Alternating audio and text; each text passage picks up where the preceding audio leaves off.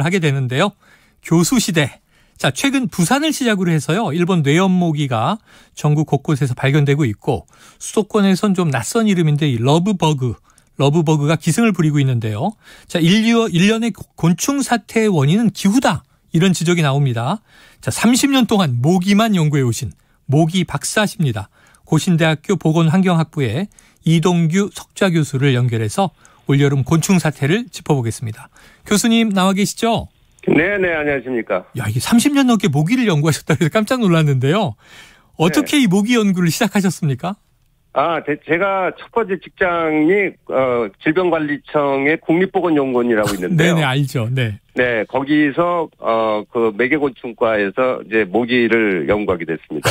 첫 직장에서 네. 인연이 되셔서 모기를 시작하셨습니다. 그러면 자, 모기의 어떤 점을 연구하는지 궁금하고 모기를 키우기도 하세요? 네네. 우선 제가 주로 그 모기 연구하는 분야도 상당히 많은데 네. 제가 이제 하고 있는 것은 모기의 습성이라든가 모기의 발생 이런 그 모기 생태를 주로 연구를 하고요.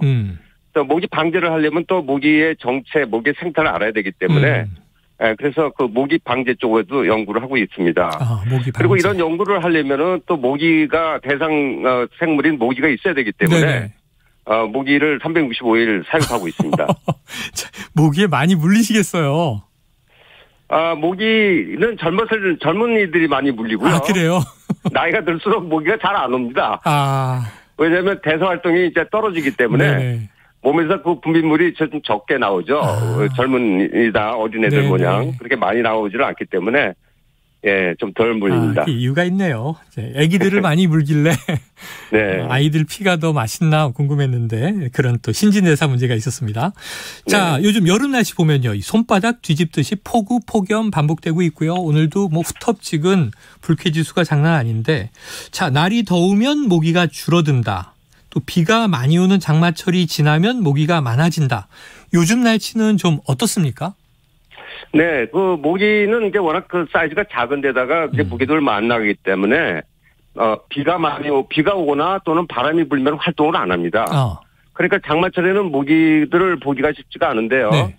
이제 장마 끝나고 나면 얘네들이 이제 그 흡연 활동을 강력하게 요구하기 때문에 활동을 활발히 하게 되죠. 그런데 이제 금년의 기생충 예보를 보니까 7월, 8월은 평년보다 기온이 높아서 불볕 더위를 예상하고 있다고 합니다. 네. 그래서 그렇게 되면은 또 한참 날씨가 폭염이 지속이 되면 얘네들이 또 활동을 잘 안 하고요. 그리고 또 수명도 짧아집니다. 네네. 그래서 또 강수량도 예년보다는 좀 적을 것으로 보기 때문에 금년도 7월, 8월 여름 모기는 평년보다 좀 적을 것으로 예상을 하고 있습니다. 장마철에 활동 안 하고 너무 폭염이어도 활동을 안 한다.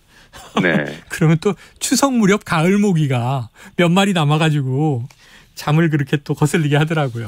네네. 가을에는 모기가 늘어납니다. 오히려 이제. 가을에 오히려 늘어난다. 네. 알겠습니다. 참, 지금 부산에서는요, 일본 뇌염 모기가 발견된다는데 지금 좀 위험 수준이 어떻게 보고 계세요? 네, 지금 최초로 발견된 거는 이제 부산이었지만요. 그것이 월동모기였거든요. 지금은 전국에 어디든지 다 나오고 있어요. 특히 이 작은 빨간진 모기, 뇌염모기인데, 이 작은 빨간진 모기가 주로 나오는 곳이 논이나 논두렁에서 주로 나오기 때문에, 농촌이라든가 아니면 도시의 외곽 지역 같은 데서는 상당히 많이 나오고요. 네. 그리고 도시라 하더라도 적은 수지만 발견은 됩니다. 네. 예. 그리고 이제 작은 빨간진 모기가 출현을 할 때 이게 물린다고 해서 다 뇌염 걸리는 건 아니고요.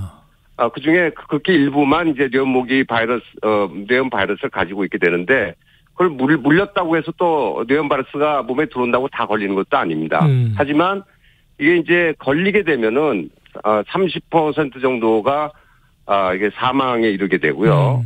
그다음에 치유가 된다 하더라도 치유된 사람의 20-30%가 또 정신박약자가 되기 때문에 그게 무서운 거죠. 네, 무섭습니다. 그래서 특별히 해마다 이제 20명 정도가 이제 환자가 나오고 있는데 백신을 맞지 않은 그 세대들이 40대 이상이기 때문에 나오는 뇌염 걸린 환자들이 많은 수가 40대 이상 장년층에서 발견된다고 합니다. 그래요. 네, 특별히 조심하셔야 될 것 같아요. 예. 그럼 우리가 할 수 있는 최고의 예방책이라면 결국 모기에 안 물리는 걸 텐데요. 이 네. 30년 넘는 경력의 모기 박사님이시니까 아까 모기 방제도 연구한다고 하셨는데 모기에 안 물리는 비결 하나만 좀 알려주십시오. 네, 일단은 이제 모기가 낮에 활동하는 종류가 있고 밤에 활동하는 종류가 있거든요. 네. 그래서 낮에 활동하는 종류들은 주로 숲속에서 많이 나오기 때문에 숲모기라고 하는데 그 중에서도 특별히 공격성이 강하고 사람을 좋아하는 게 흰줄 숲모기라는 종류입니다. 네. 근데 이거는 이제 그 공원이라든가 산책할 때 잠시만 있어도 바로 그 흡혈을 하게 되는데 그걸 막기 위해서는 이제 긴팔 긴 옷을 입고요. 그 긴팔을 입기가 좀 더우시면은 뭐 그 쿨 토시 같은 거를 네네. 그 팔에다 끼우거나 또는 노출된 피부에다 기피제를 좀 바르시면 도움이 좀 됩니다. 그리고 네. 이제 저녁 때 집에 들어오는 경우가 있는데 네. 이게 방충망을 이제 점검을 잘 하셔야 되겠고요.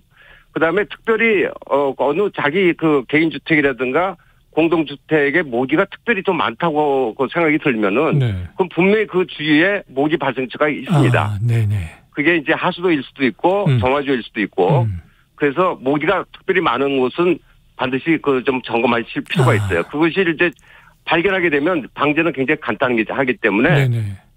모기한테 물릴 확률이 좀 줄어들죠. 알겠습니다. 유념해서 보도록 하고요. 자, 또 한 가지 이제 이거 꼭 여쭤볼 문제가 최근 급격하게 증가한 곤충이 보도돼서 뭔가 보니까 러브버그 이게 원래 여름에 있었던 벌레인가 싶기도 해서 도시에서 못 봤던 것 같은데 수도권 중심으로 이렇게 개체 수가 증가한 원인이 있습니까? 네, 이게 우단 털파리라는 종류거든요. 네, 털파리 그렇게 하더라고요. 네, 털파리입니다. 이게 이제 한 1cm 정도 크기인데요. 커요. 이게 매년 그 산야에서 이게 발생이 되는 종류입니다. 이게 그 낙엽 썩은 거를 먹고 사는 종류거든요. 네. 일종의 생태계에서는 분해자 역할을 하는데, 그러니까 분해자를 하고 또 성충의 경우는 그 꽃에 화분을 옮기는 역할을 하기 때문에 익충으로 여겨지고 있어요. 익충으로. 그런데 이게 대발생하기 때문에 문제가 된 건데, 네. 이게 보통은 미국 같은 경우는 남부 지역에 좀 4월, 5월 달에 이제 주로 나오는데 우리나라 같은 경우는 5월에서 6월에 나오거든요.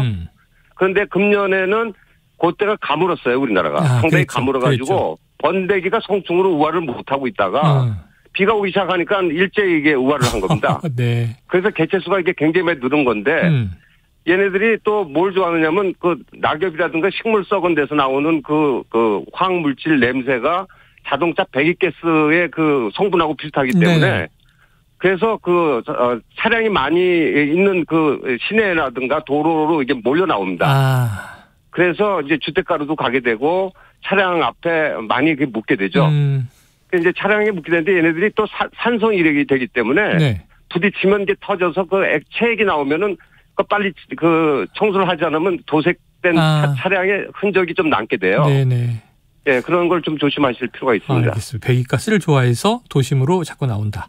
자, 해충은 아니고 아까 익충에 속한다 말씀해 주셨지만 이게 너무 징그럽게 생겨서 불편하기도 하고 이런 게 막 집에 들어오면 또 이제 놀라기도 하고 지자체 차원의 방역도 필요하고 이게 질병을 옮기지는 않지만 또 사람을 물기도 한다고 해서 어떤 대책 필요할까요? 네, 무는 건 아니고요. 아니에요? 네. 네. 그 이제 피부에 완다는데 이게 주로 그 밝은 색깔을 좋아하니까 흰옷 같은 거 노란색이나 흰옷 입으면 그쪽으로 많이 갑니다. 네. 예, 그리고 이제 그 밤 같은 저녁 때 같으면 이제 불을 켜놓으면 또 밝은 데를 좋아하기 때문에 불빛 보고 가는 수도 있는데요. 집안에 들어올 경우에는 얘들이 별로 이렇게 활동성이 빠르지가 않기 때문에 그냥 진공청소기로 그냥 빨아들여도 충분히 들어갑니다. 그 진공청소기 안으로 들어가면 얘네들이 이제 죽기 때문에 그렇게 해서 처리를 하시면 되겠고요. 그 다음에 이제 창문 쪽으로 이렇게 들어오는 경우나 출입문으로 들어오는 경우는 간단한 만드는 방법이 있는데 구강청결제 있죠? 네네네. 예, 요걸 한 3스푼 정도를 물 한 컵에다 넣고서 시트러스 즙이죠. 그러니까 이제 오렌지라든가 또는 레몬이라든가 이런 거를 좀 짜서 좀 집어넣어가지고 이거를 갖다가 문이나 창틀 같은 데다 뿌려놓으면 얘네들이 잘 안 옵니다. 스프레이로 뿌린다. 네. 그래서 이런 방법도 있고요. 그다음에 또 조사를 제가 찾아보니까 또 에센셜 오일도 효과가 있는 걸로 돼 있어요. 네네. 그래서 뭐 라벤더 오일이라든가 로즈마리 오일이라든가 유칼립투스 오일 뭐 이런 것들을 한 15방울 정도를 2개 컵에다가 물에다가 넣고선 액상 세제에 서너 방울 이렇게 섞어가지고 뿌려도 기피 효과가 있고 살충 효과도 있는 걸로 나와 있습니다. 알겠습니다. 그런 것도 방향제로도 좀 많이 쓰니까요. 네네. 알겠습니다, 교수님. 크게 도움이 됐습니다. 오늘 말씀 여기까지 듣죠. 고맙습니다. 네네. 네, 감사합니다. 예, 지금까지 고신대학교 보건환경학부의 이동규 석좌 교수였습니다.